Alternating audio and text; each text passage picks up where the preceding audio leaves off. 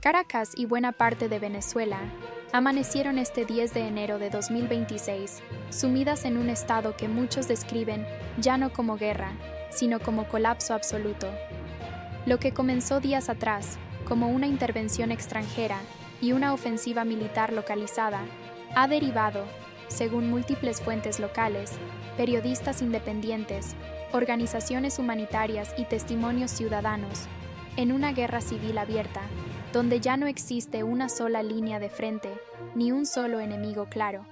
El país parece haberse fragmentado en territorios controlados por milicias chavistas, desertores de las Fuerzas Armadas, grupos armados opositores, bandas criminales y restos de presencia militar extranjera que ahora se repliegan en medio del caos. En Caracas, los barrios de Petare, Catia, 23 de enero y amplias zonas del oeste y sur de la ciudad se han convertido en escenarios de combates casi ininterrumpidos. Testigos describen enfrentamientos que duran horas, con fuego cruzado desde azoteas, túneles, edificios destruidos y callejones estrechos donde civiles quedan atrapados sin posibilidad de huir.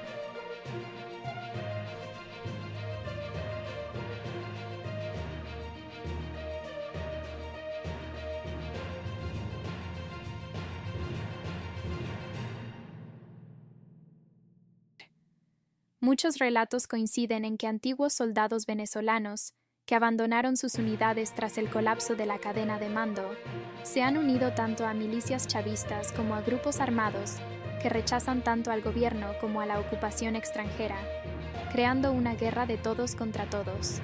Los marines estadounidenses, que durante días mantuvieron posiciones en zonas como Petare y Catia, comenzaron a replegarse de varios sectores tras sufrir lo que fuentes militares describen como bajas extremadamente altas y una resistencia urbana mucho más intensa de lo esperado.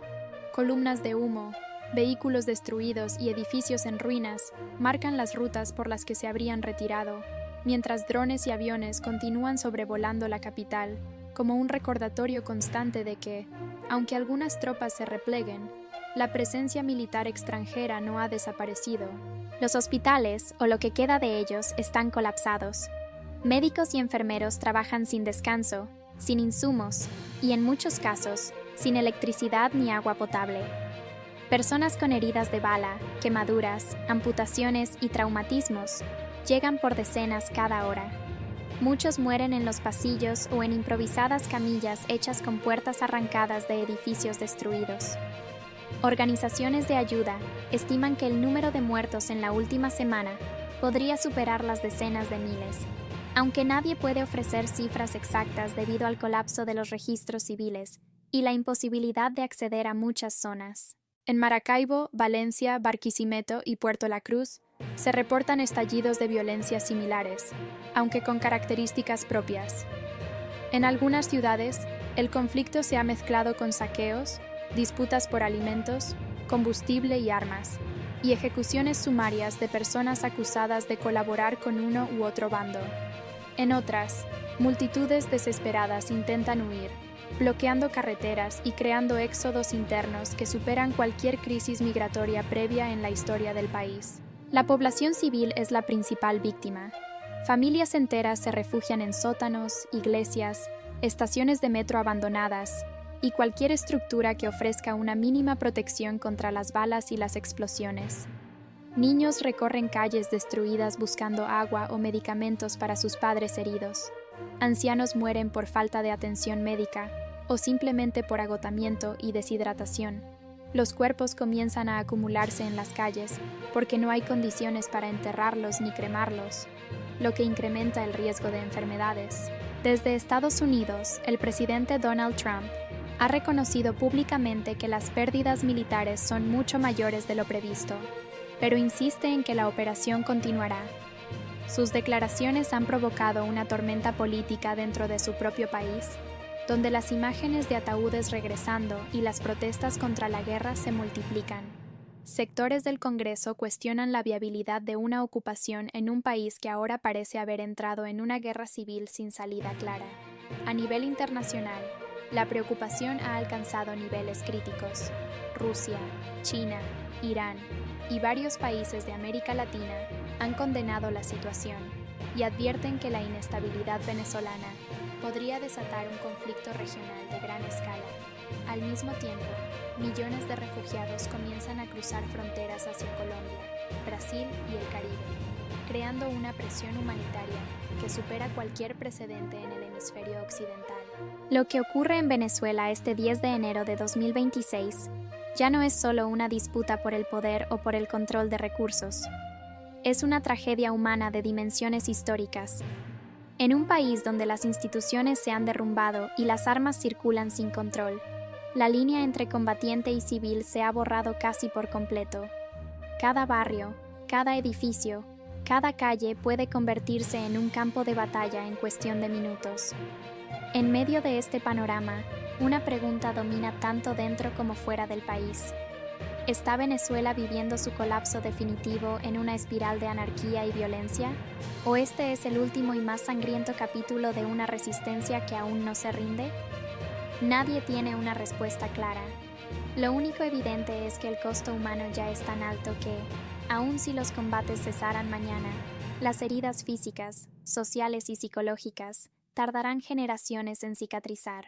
La situación continúa deteriorándose hora tras hora, y los nuevos reportes que llegan desde dentro de Venezuela dibujan un escenario todavía más caótico, fragmentado y peligroso.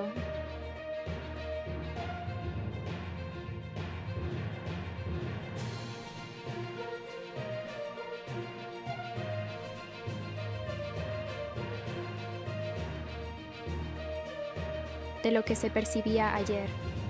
Las líneas de frente prácticamente han desaparecido, y el país se ha convertido en un mosaico de territorios controlados por distintos grupos armados, muchos de ellos sin una estructura clara ni una jerarquía reconocible.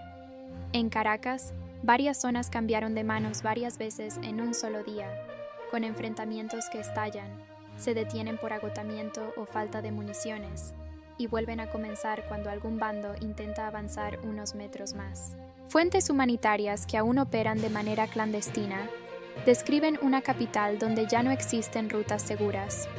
Ambulancias improvisadas, a veces simples camionetas particulares, intentan atravesar barricadas levantadas por milicias, bandas o vecinos armados, y en muchos casos son obligadas a retroceder o incluso requisadas. El traslado de heridos se ha vuelto una ruleta rusa. En algunos barrios, los propios habitantes han cavado fosas comunes en plazas o terrenos baldíos, porque la morgue y los cementerios están desbordados o inaccesibles. En Petare, donde días atrás se produjeron algunos de los combates más intensos, lo que queda ahora es una mezcla de ruinas, edificios calcinados y una población traumatizada que apenas comienza a salir de sus escondites. Vecinos cuentan que muchos cuerpos siguen bajo los escombros y que el olor a muerte impregna el aire. Sin electricidad, sin agua potable y con los comercios destruidos, la supervivencia diaria se reduce a encontrar algo para beber y algo para comer, aunque sea una vez al día. El papel de los desertores del ejército venezolano se ha vuelto clave en este nuevo escenario. Algunos grupos se presentan como defensores del pueblo, otros actúan como señores de la guerra locales, que imponen su ley con fusiles y checkpoints improvisados. Hay reportes de enfrentamientos entre diferentes facciones de desertores por el control de depósitos de armas, estaciones de servicio y rutas de acceso a las ciudades. En muchos casos, estos choques son tan violentos como los combates contra las milicias chavistas o contra fuerzas extranjeras.